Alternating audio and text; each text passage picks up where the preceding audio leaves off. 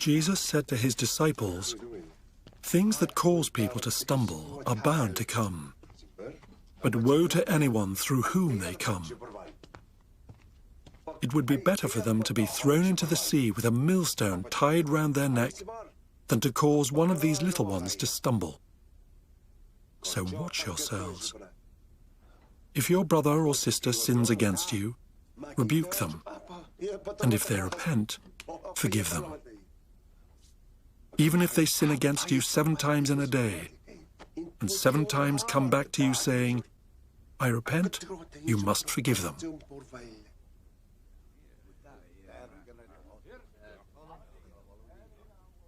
The apostles said to the Lord, "Increase our faith." He replied, "If you have faith as small as a mustard seed, you can say to this mulberry tree, 'Be uprooted and planted in the sea,' and it will obey you." Suppose one of you has a servant ploughing or looking after the sheep. Will he say to the servant when he comes in from the field, "Come along now and sit down to eat"? Won't he rather say, "Prepare my supper, get yourself ready, and wait on me while I eat and drink? After that, you may eat and drink"? Will he thank the servant because he did what he was told to do? So you also, when you have done everything you were told to do, should say, "We are unworthy servants. We have only done our duty."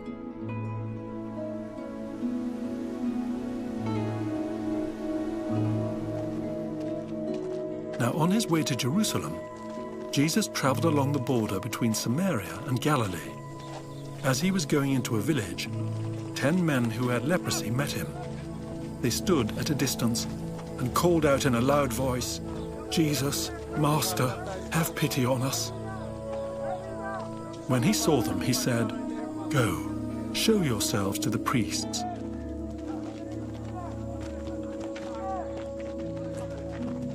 And as they went, they were cleansed.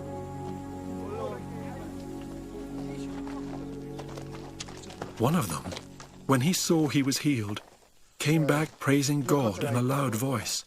He threw himself at Jesus' feet and thanked him, and he was a Samaritan. Jesus asked, "Were not all 10 cleansed? Where are the other 9? Has no one returned to give praise to God except this foreigner?" Then he said to him, "Rise and go. Your faith has made you well."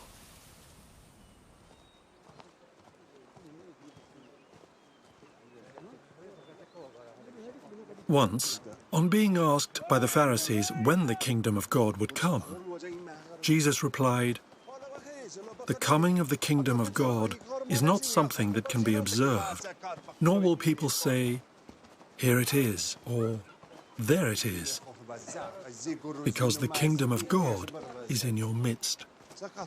Then he said to his disciples, "The time is coming when you will long to see one of the days of the Son of Man, but you will not see it. People will tell you, 'There he is,' or 'Here he is.'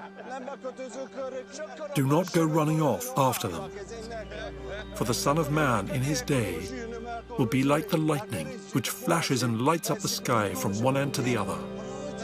But first, he must suffer many things and be rejected by this generation."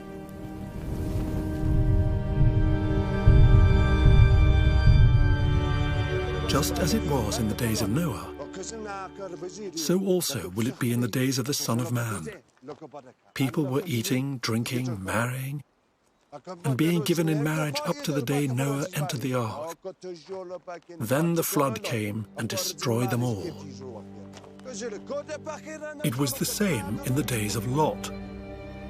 People were eating and drinking, buying and selling, planting and building. But the day Lot left Sodom, fire and sulfur rained down from heaven and destroyed them all. It will be just like this on the day the Son of Man is revealed. On that day, no one who is on the housetop with possessions inside should go down to get them. Likewise, no one in the field should go back for anything. Remember Lot's wife. Whoever tries to keep their life will lose it, and whoever loses their life will preserve it. I tell you, on that night, 2 people will be in one bed. One will be taken and the other left. 2 women will be grinding grain together. One will be taken and the other left. Where, Lord? They asked. He replied, where there is a dead body, there the vultures will gather.